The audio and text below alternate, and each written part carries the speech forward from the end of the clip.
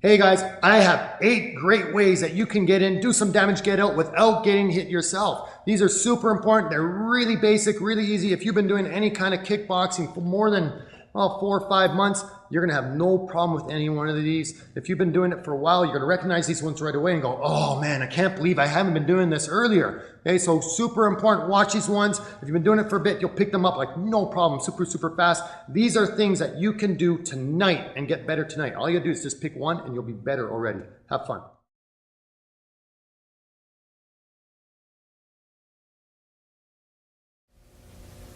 Okay guys, so that first one that we want to work on is to be first. We want to be the first one to throw a punch. And our fastest punch is that jab. So we want to make sure when we're doing that jab, one, we got our hands up and I'm flicking it out there. Now I want a nice fast jab like that where I might get Mark to react a little bit late for it. And there's a couple of tricks that I can do. One is I don't want to squeeze my fist, I don't want to squeeze my arm. It's going to make my muscles too tight and too slow. So I want to relax, My hands are up. My hands are open, and right at the end of that punch, that's when I'm going to make my fist. So I want to be fast with that punch. I want to snap it out there. So the drill that we're going to do for this is Mark is going to jab at my hand, and I'm going to try and slap at his hand. Now, if he's got a slow jab, I'll knock his hand out of the way.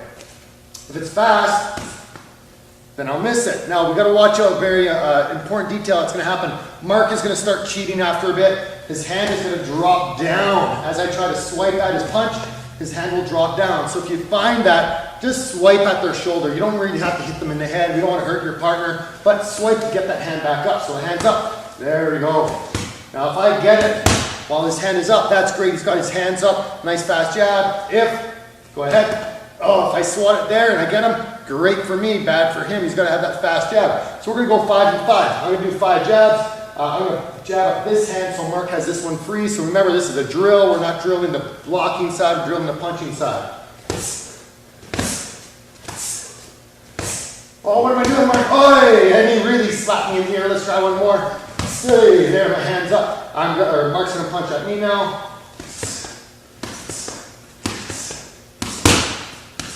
There you go. 5 and 5, guys. Go ahead, have fun.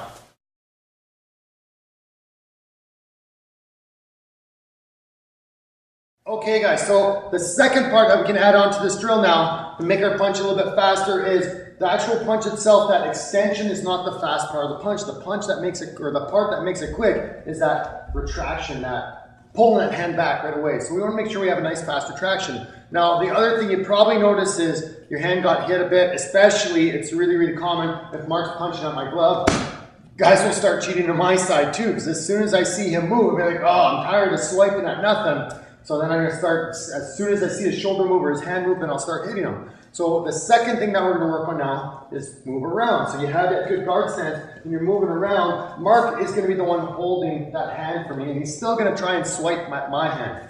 So I'm moving my hands around, and I'm going to do that punch. Move around, same thing, doesn't know when the punch is coming there. I want him to swing and to miss. Now remember, if my hand comes down, it's got to be a good partner and try to swipe at my forehead, maybe or my shoulder, but not my ear like last time. Thank you. So we're moving around. Oh, he doesn't know. Look, there it is. Oh, hey, hands on my head. Look, hey.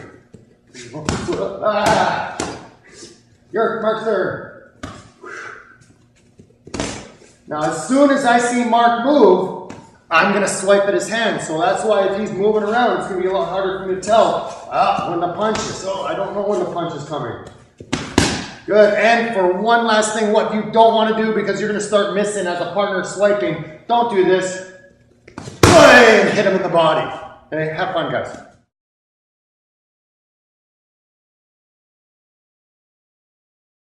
On to number 2, guys. Now, we're getting in first, which is super important. I want to be the first one to hit Mark. I don't want to get hit first. It gives him a little bit of that momentum, right? I'm going to start to stumble. Now, the second one is be the last one to hit. So we're say my combo is going to be jab, cross, hook, cross. So if I get in, jab, cross, hook, cross, well, obviously I don't want to just sit here. It gives Mark a great opportunity to hit me back, whether it's with his punches or his kicks. So I'm going to use that fast jab to get in, and then jab my way out. So it's super important to jab at the end. We want to get in clean, but we also want to get out clean. And you notice when I jab, I'm jabbing away in a little bit of an arc, a little bit of a circle. I don't want to go straight back. I don't want to go into his power. I don't want to circle into a spinning technique. I want to circle slightly outside his range and away from his power side. So that's super, super important. So whatever the combo is, fast jab, cross, hook cross, jab, jab, jab, your way out. Now, this is super important for a couple reasons. One, I'm getting out clean, but it lets Mark know that he's not going to get an easy shot on me. If I just do my combo and then step back, or heaven forbid, step back with my hands down, he's going to see that opening, he's going to get excited, and he's going to want to pay me back for all that damage I just did to him. But if I get this jab in his face, he's going to start running into it, and it's just going to make him frustrated. And when he's frustrated, he starts to make mistakes, and that's what I'm looking for. I want to get an opening. I want him to get mad. I want him to start swinging big so I can see a little bit easier what's happening, and I can start picking him apart. So Mark's going to chase me in a little bit after I do my combo. And I'm already out by the time you realize it's like, oh man, it's already over. So get that jab as you circle outwards, not straight back. You're going to get some big tank in front of you that's just going to say screw it and charge right into you. So make sure you're not backing straight up, not into the power side, away at an angle. Okay? Go practice, guys.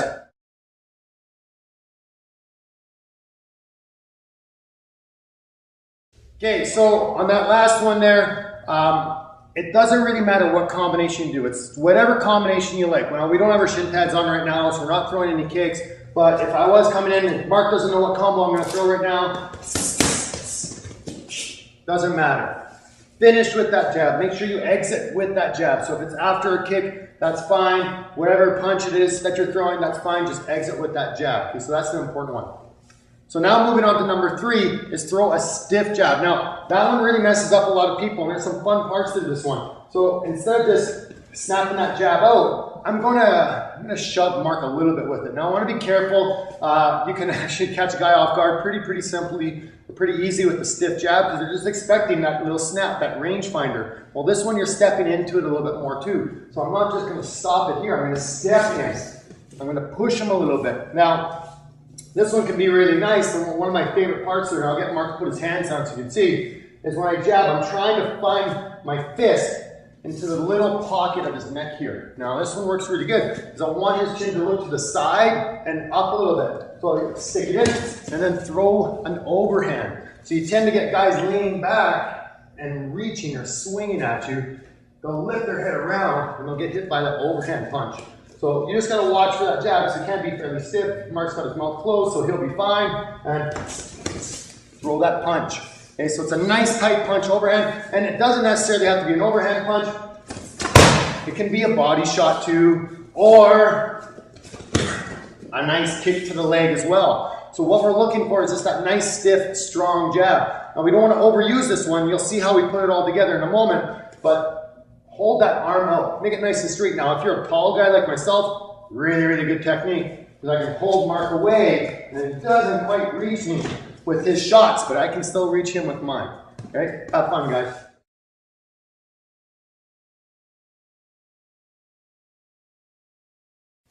Okay, so now to finish off the first half, it's sticking with that jab kind of idea. So it's a double jab. Now the first one is throw that jab out fast, right? Then you want to stiff jab, or sorry, then you want to exit with that jab. Then you want to stiff jab. Now we're going to double up on the jab. Now, jabs tend to work really well for tall guys. Again, I'm a tall guy, but this next one, double jab, works great if you're fighting a taller person as well. So typically people get used to that range where that jab is. So Mark is now comfortable to be right here. So when I go double jab, it throws him off. I'm really going to crowd in on him.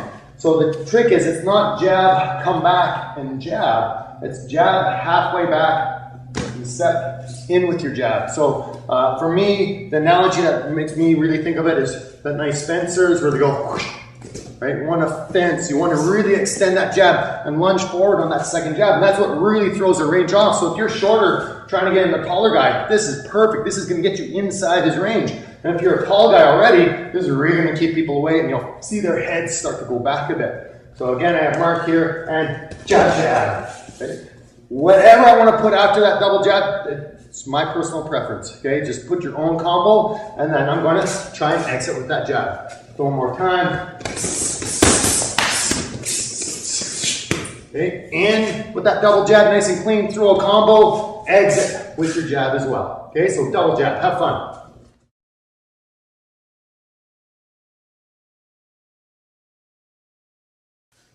Okay guys, so now we're gonna put all those four together while we're sparring. So it's one thing, if Mark knows I'm just gonna throw that fast jab, he's gonna be ready for it. He's gonna keep his range, he's gonna be watching for me. If he knows I'm gonna be exiting with the jab, he might not charge in, he's gonna be a little more apprehensive to do so. If he knows I'm gonna throw that stiff jab, he might be a little bit farther away. He's gonna start to counter me subconsciously, even if he doesn't mean to. And same thing with that double jab. So now we're gonna add some things together to make it a little bit more exciting.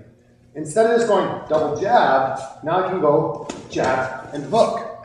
Or if you want, you feel a little up to it, jab high and jab low. So doubling up on that jab on levels or on angles. You can start that with that first jab and go into your combo, and with the jabs on the way out, throw the stiff jab or double jab to start. So now mix it up. You don't really know what's going to happen. The only thing is one side is going to be blocking, okay? One side is going to be attacking. Mark doesn't know which of those four kind of jabs I'm going to throw. That's his goal. He's going to try and figure it out and just cover and then answer back. If he can hit me or kick me before I get out, he's doing a great, great job. But he doesn't know which one I'm going to start with. So we'll do a little sample here. All right, that one was hard. Oh, that one too. Oh, he came in a little bit. So you can see, you can mix it up a little bit. He doesn't really know what to expect. If you keep doing the same thing over and over again, he's going to get a game plan in mind. So now, spar with your partner. One side is blocking, one side is striking. Fun for me, not so fun for him right now, but he'll get his turn too. Okay? Have fun, guys.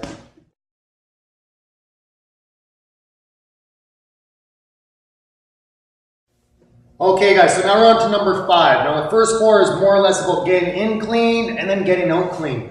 Number 5 is about throwing combinations. Now that's fairly common sense. When we get in, we want to be able to throw a couple combinations or a few techniques. I don't want to just throw a jab and then get out. Right? That doesn't really do any damage. Psychologically, it doesn't really mess them up too much. Might just frustrate them.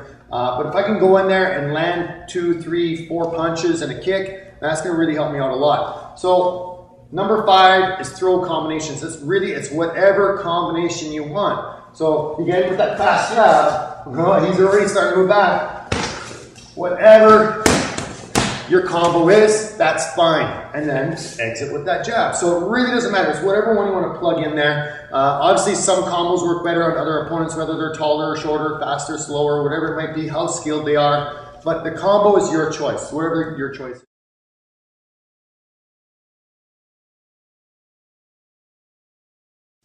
So that moves on to number 6. Number 6 is throw body shots. Now, there's a little bit more. We're going to kind of get a subsection on that one. Throwing a hook to the body or kicking a leg. And there's a very specific time you want to do that. So when I have Mark here, if I see Mark, sometimes you get those guys that just shell up. And typically they're like a little bit of the bigger guys.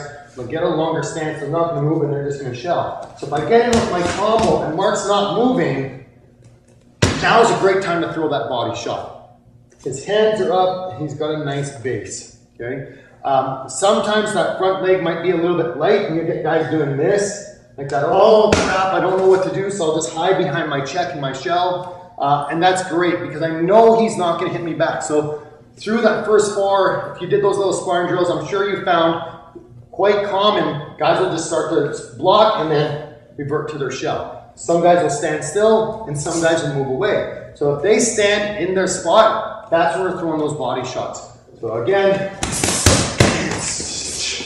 throw that body shot. Okay, it's nice and easy. If Mark was moving away, well, that body shot's not going to do me any good. I'm going to swing at nothing. Okay, he's way too far away for me to land a body shot. The nice thing is, when he's moving away, it is extremely difficult for him to leg check. So for him to run away and do this, that's really, really awkward. I want to try and catch that leg as he's moving back. So if I know Mark is a runner and he's trying to get away from me, and I get with that combo, that leg kick is going to be an easy kick to get because he can't check. His leg's going to come in and up. If I really want to have fun with it, and a little bit closer here, Mark. Okay, and I know he's moving away again. I can kick out his legs so he lands on his back. So what happens is this foot tends to move in. When guys get surprised, they should be stepping back.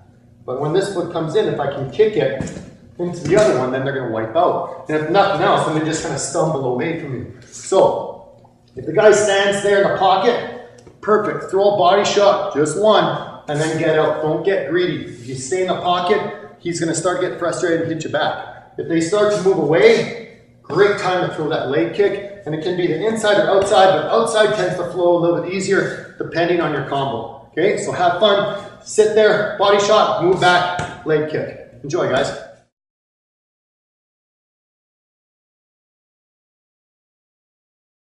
Okay guys, so now we're on to number 7. Number 7 is land inside leg kicks. Now this really does depend on your partner. Sometimes you get guys that when they move back, or sorry, when they shell after that combo, they're going to have a little bit of a longer stance, and you're going to have a choice. You can go inside leg kick or body shot. Sometimes they have a little bit of a shorter stance, or they're checking.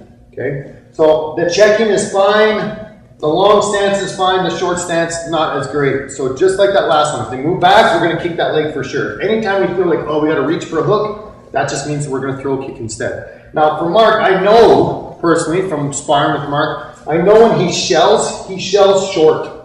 So his feet are close together and he's ready to do that leg check. So if I'm with Mark and I do that combo and his feet, if you jump in here a little bit more, his feet are really close, this is going to be awkward for me to throw an inside leg kick here. I'm going to kick his knee with my toes, it's going to hurt, it's not going to land very, very well. But if I get in here with my combo, that rear leg kick is right there for me. So even if he makes his stance short, or if he checks, go ahead with your check.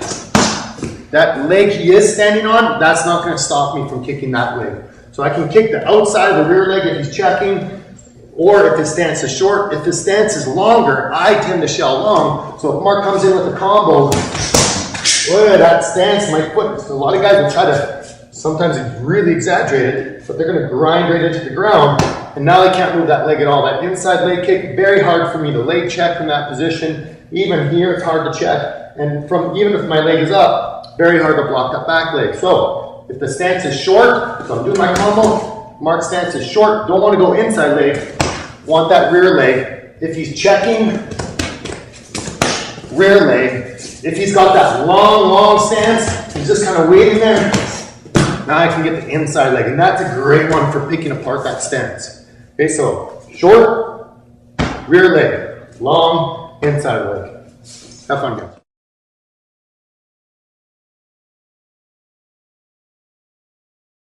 Okay guys, so a quick little bonus tip for that last one on inside leg kicks. It's a little bit more advanced. We don't really like beginners doing it. It's a little bit more for the experienced guys, but it works really good. If I get it in tight here and Mark's got that short stance, kicking out his inside leg, not above the knee, but on the foot, just like you would for almost like a foot sweep. I just want to check his base. Now, this can kind of work or kind of not work, and it really does depend. If he has a long stance, it can work as well, because he'll have a weight on it. So if there's weight on that leg and I kick out his foot, it's really gonna check his base.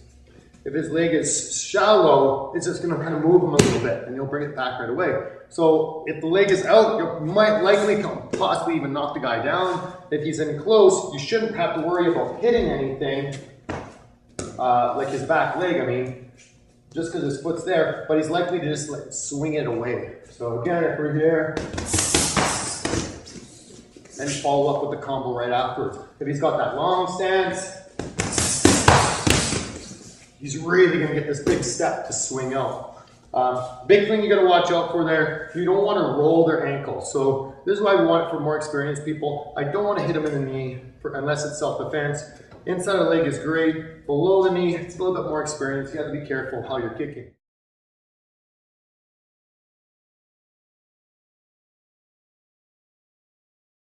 Now on to the last one, is more feints and fakes. So, a fake is my actual weapon, my technique. So if I fake a jab, it's half of that jab. I'm throwing out part of the technique.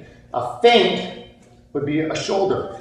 Now, all I really want to do is get a reaction on my partner. It doesn't matter what the reaction is for now, I just want to see what the reaction is. So, this goes through all our basic techniques. So I can go jabs, crosses, hooks, uppercuts, overhands, my knees, my elbows, my teeth, my cut kicks.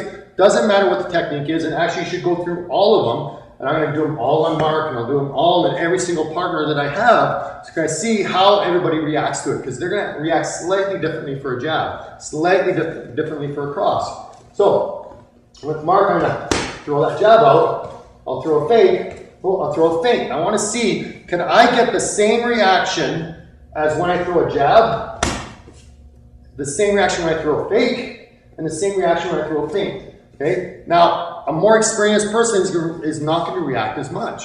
A less experienced person will get a really big reaction out of it. So we want to see what are those reactions.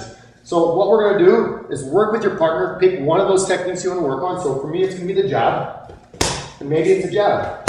Maybe it's a jab. If it's not blocking, I'm going to make sure it's a good block or a good jab, because I need him to respect the technique. If he doesn't respect the technique, knowing that it's going to be a feint or a fake, he's not going to jab. So I have to throw a jab in there every once in a while.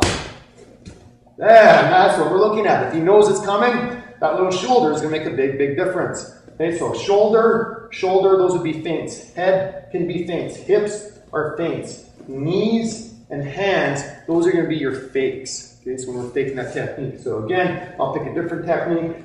Ooh, it's a cross. Oh, didn't get a reaction out of them. And I'll throw that cross again. Oh, there's another feint. Come back in. Oh, so he's seeing it. Mark is recognizing, like, no, it's a feint. He's not really doing it. So I'm going to mix it up a little bit more. I'll throw a jab in there. Oh, and then I'll fake the cross, because now he's not thinking about the cross anymore. Okay, so once your partner is starting to figure you out, that's when you can start putting in your combinations. Okay, so have fun, guys. Okay, guys, so now to add on to that last part is, if we get our partner reacting off of our feint or our fake, what are we going to do with it? Okay, so if I'm with Mark, throw that jab, oh, there, oh, I'm going to fill it with the hook. If I do my jab at Mark and we've got a tight shell maybe, Mark shells up, well, when I fake, if he shells, inside kick. Okay, we can do the same thing when we're kicking. If I go to kick, he's likely going to check. Good. I'm going to fake, oh, and then kick his rear leg. So all we want to do is find where the hole is and then put something there. So maybe it's a punch to a kick to a punch. This is a very common one. You see guys go leg kick, yeah, leg kick, ooh, and then Superman, right? So anything you see, if there's a hole, fill it with your glove, fill it with your foot, okay? Go ahead, guys.